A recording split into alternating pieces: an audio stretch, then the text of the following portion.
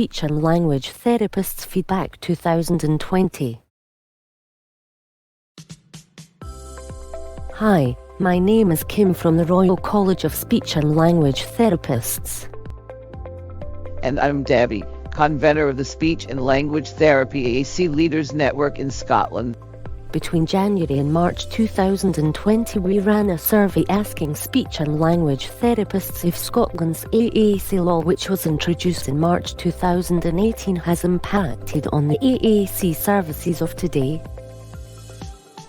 More than 50 mostly senior, experienced speech and language therapists from across Scotland responded to the survey, including therapists who work with adults, children and young people.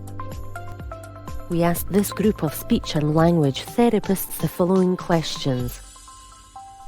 Question 1. We asked this group of speech and language therapists if they knew about the new AAC law that was introduced in March 2018 and the government guidance on its implementation. 86% of the speech and language therapists were aware of AAC law in general. 14% were unsure of general AAC law. Out of this 86% of the speech and language therapists who were aware of AAC law in general, 68% were aware of Scotland's AAC 2018 vision, government guidance and the AAC core pathway. Question 2. We also asked these speech and language therapists if the new law that was introduced in March 2018 had made an impact on the provision of AAC equipment today. 90% of the speech and language therapists said that the new AAC law that was introduced in March 2018 has made an impact on the provision of AAC equipment. 10% indicated no, that this new law had made no difference. One speech and language therapist said, "This act has encouraged us to review the process of ensuring equity and efficiency of provision of equipment and support for all AAC users." Question 3. We asked speech and language therapists if this new AAC law has made an impact on the provision of AAC support to use communication equipment. 76% of the speech and language therapists thought that this new AAC law had made an impact on the provision of support, and 24% thought that this new AAC law had made no impact. One speech and language therapist who works with children said, "Recently, there has been no increase in speech and language services funding. There are also challenges in delivering support to children as a result of local authority cuts to SLT service level agreements." Another who works with adults said, "In adult learning difficulties services we have so few SLTs that it is often difficult to give more intensive support over a longer period." Question 4. We asked this group of speech and language therapists if the system for getting AAC equipment has improved since this new law was introduced in March 2018. 50% of respondents said the system for getting AAC equipment has improved, with the other 50% seeing no change.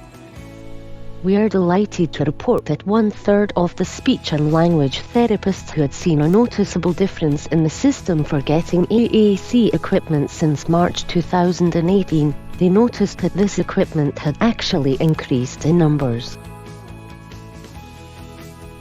One speech and language therapist was happy to inform us that they can now validate a request for purchase of equipment from a budget that they did not previously have access to. 59% of the speech and language therapists have reported their concerns and ongoing difficulties in areas such as the time taken from recommendation to purchase. Expect 3 months, but in some cases 1 year. This makes following the local pathway difficult to achieve. Some speech and language therapists found that in their area local authority funding was non-existent. However, we can discuss funding requirements with our local authority when required to do so. One speech and language therapist said that, "We have no formally agreed funding within the health board set aside for AAC, and this continues."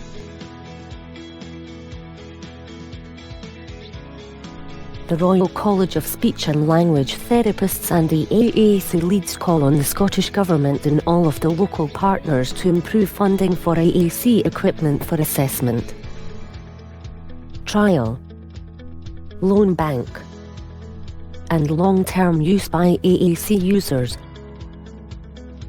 with directions on provision of funding and time limits on how long people should wait to get their own bespoke equipment. Question 5. Speech and language therapists were asked about the support available to people who use AAC equipment as well as those they live and work with.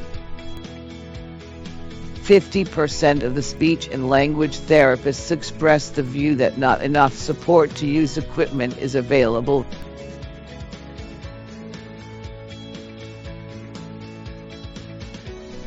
"45% of AAC leads report developing their local support pathway in the last year.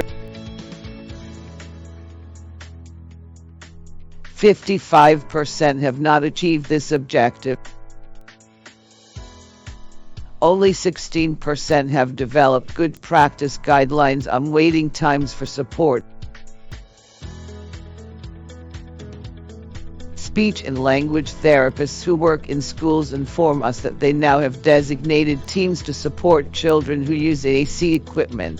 They also tell us that more time and focus has been given to train community speech and language therapists. Speech and language therapists inform us that trials can fail if the AAC equipment users are not adequately supported. This can result in equipment being underused while still on loan.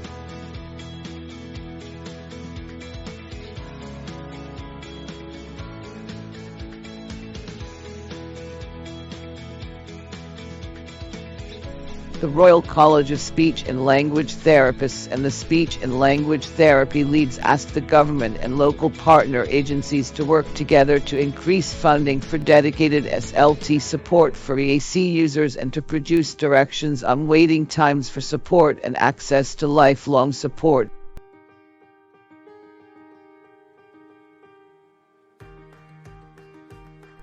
Question 6. People who use AAC equipment to communicate need the people they live, learn and work alongside to know how best to interact with them. Training and support for families, teachers, employers, lecturers, the general public and everyone vital to a person in order for them to get the most out of their AAC equipment. We asked the speech and language therapists how these elements of support services had developed since the new law was introduced in March 2018. Throughout 2019, 40% of training on AAC was delivered to other speech and language therapists. The remaining 60% of training time was focused on other health professionals such as allied health professionals and other non-NHS agencies. Several therapists said training available to them and others wasn't as good as it could be. Some speech and language therapists reported that additional support needs support workers are teaching children and young people with complex needs without having much guidance. Another speech and language therapist said, "There is not enough support to use AAC equipment. This is just a small part of my job and I don't have the capacity to support families or schools in the way they would like or need." The Royal College of Speech and Language Therapists and the AAC SLT leaders ask the government to work with people who use AAC equipment and speech and language therapists to improve the availability and access to training for speech and language therapists, training for AAC users' families, training for partnering bodies, training for the AAC users' key workers,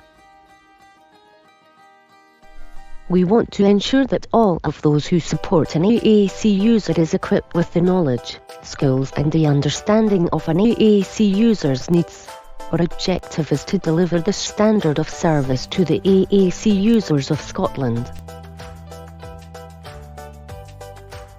Question 7. We asked speech and language therapists about AAC user involvement in service evaluation and improvement work. 28% of speech and language services have developed ways of gathering the views of AAC service users as they develop better services. One speech and language therapist said, before the new law was introduced in March 2018, the government funded a study that analyzed feedback from AAC users who had recently used communication services. Since then, they haven't had the staffing capacity to repeat this survey.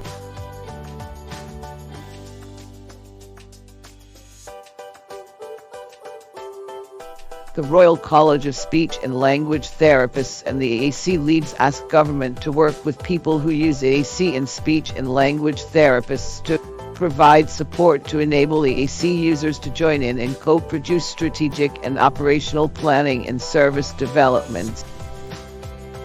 Our final question is number 8.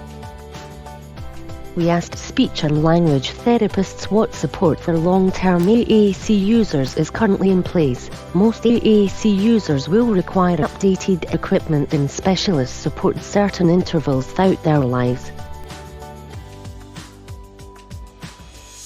We found unfortunately that long-term, lifelong support continues to be a weak aspect of speech and language therapy service in many areas.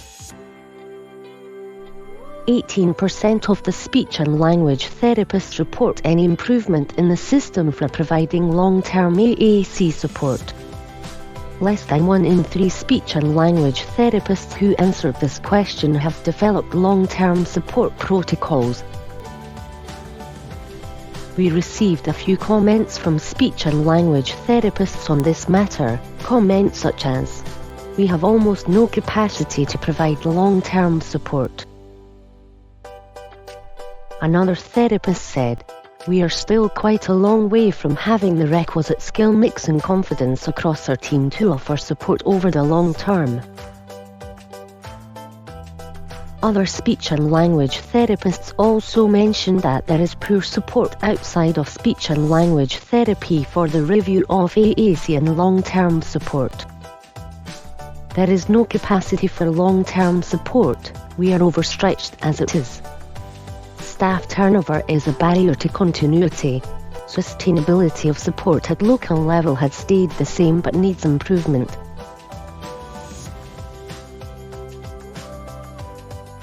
The Royal College of Speech and Language Therapists and the AAC Speech and Language Therapist leaders ask government to work with people who use AAC and speech and language therapists to produce directions on access to lifelong support and to develop protocols on long-term support for AAC users.